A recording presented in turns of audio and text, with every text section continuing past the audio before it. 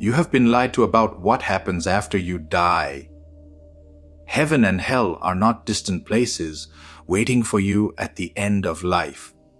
According to Ramana Maharshi, they are experiences being created inside the mind right now.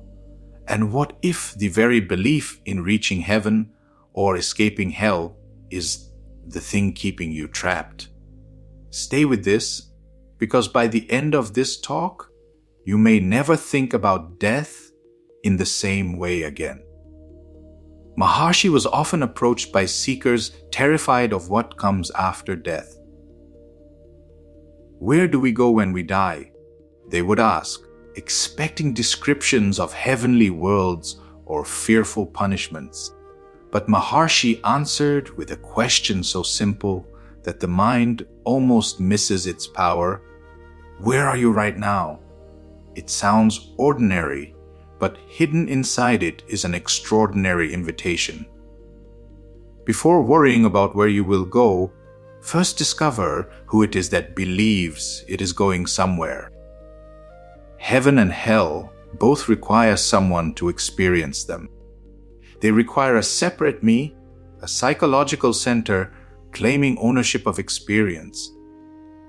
If you deeply believe you are only this body and this personal story, then naturally the mind projects another body into another world after death.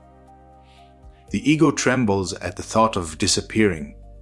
To comfort itself, it imagines heaven as an endless continuation of its pleasures, and to frighten itself, it imagines hell as an endless continuation of its fears. But here is where Maharshi overturns the entire idea. Both are still movements of mind, dream worlds. Different scenery, same sleep. He often pointed toward a simple metaphor.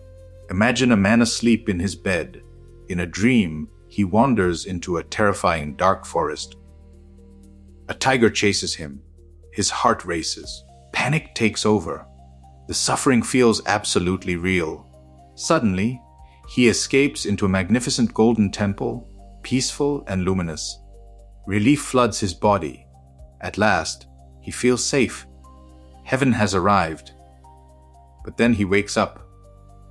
Did the tiger ever truly exist? Did the golden temple? No. The terror felt real. The relief felt real. But both belonged to the dream. The only reality was the dreamer, lying untouched in his bed the entire time. Maharshi suggested heaven and hell are much like this. As long as we remain identified with the mind, we continue moving from one dream to another. A painful dream becomes a heavenly dream. A heavenly dream becomes another longing. The scenery changes, but the dreamer remains asleep. And this is where the teaching becomes unsettling for the ego. To seek heaven is still to remain trapped in becoming. Desire itself silently says, I am incomplete. I must arrive somewhere else to be whole. So Maharshi gave a radically different direction. Instead of asking, will I go to heaven? Ask, who is the one asking? Who fears hell? Who longs for reward? When you look carefully, the one who trembles is only a passing thought.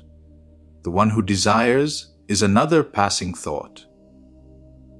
Beneath all of this is something unmoving, silent awareness itself, present before every fear, present before every belief. You were never absent from it. So the next time fear of the future appears, stop for just a moment.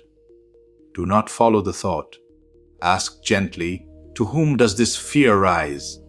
You may discover something extraordinary. The heaven you searched for was never somewhere else. It is the quiet presence looking through your eyes right now. You are already home. You have always been home. You simply forgot to look.